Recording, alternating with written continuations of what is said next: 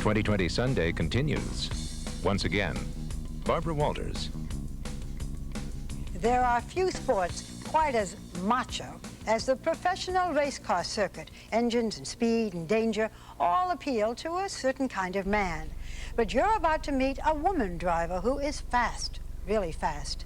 And she set her sights on racing in the Indy 500. Now, that's interesting, yep, but this petite woman who turns heads at the track has a story to tell that has unsettled her friends, shocked her family, and startled nearly everybody in the racing world.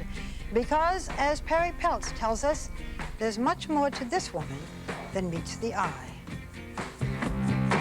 When Terry O'Connell tells her life story, she advises people to sit down and buckle up.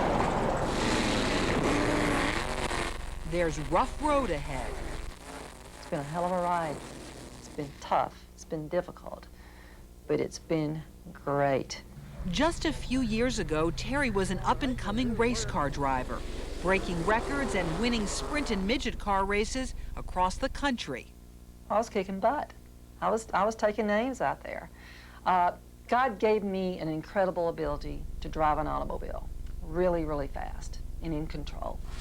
If it's tough to imagine this tiny strawberry blonde competing in this testosterone-fueled sport, try picturing this tiny strawberry blonde when she was a he. I'm a good racer, and when it's all said and done, other people will say that too. This is J.T. Hayes, the man Terry O'Connell used to be, before sex reassignment surgery. It amazes even Terry. To see me today and realize that I was this incredible macho race car driver back then, so it's pretty strange. The crowd at this Arkansas Speedway may not recognize the new JT, but promoter Shan Tillman says the old one was a track legend. Back when he was racing, he was one of the top 5, and he was very, very good, outstanding, and probably would have went on to being a superstar. I wanted to be a girl. I liked being a girl. I wanted to do everything that girls did. So, but you were a boy. I was a boy. So in 1992, J.T. Hayes had sex reassignment surgery, changing his sex, his name, his whole life. Terry O'Connell lived her life anonymously, moving to Charlotte, North Carolina on her own. Wow. Trying to be just one of the girls. Eventually, she found work at a talent agency and even did some modeling. Now, 6 years later, she realizes that something, besides the obvious, is missing from her life. Motorsports is my lifeblood. I miss it. I want to get back to it. Has anyone said, forget about it? Oh, yeah, there's been several. Well, they're not blatant and to the point as that was. But Terry isn't backing down. After all, he was practically born on a racetrack. Jim Hayes bought his son a go-kart when he was 5 years old. I crashed it right off the bat, but as the years went on, I developed an incredible talent for it, and it just got into my blood. At a very early age, Terry could take a motor apart and put it back together. That's the first one. That's the first one. The first of many. JT won one race after another, following in the footsteps of his proud father. My dad is a man's man. He's a tough guy. My house was the mecca for men coming over to the house and working on their race cars. And yet you were secretly wanting to be a female during all of this, is that right? Exactly, from day one. Just an overwhelming desire. I would be out in the shop with my dad and with all these guys when I was 10 or 11, 12 years old, working on cars, piddling with my go-kart, doing all those things that boys do, and go into my house at night to go to bed and reach up under my mattress and get my little nightie and put it on and go to bed. It's really hard for people to understand, Terry. What was that desire like that would make you go home and put on a girl's nightgown? The desire was, it seemed natural to me. It was a natural thing for me to do. I prayed nightly that God would protect me, look after my parents, and that he would make me a girl when I woke up the next morning. JT fought an internal battle for years. He dated women, in part to convince himself that he was a man, in part to hide his secret. He even married twice, but neither lasted more than a few weeks. Then in 1980, a racing accident changed the course of his life.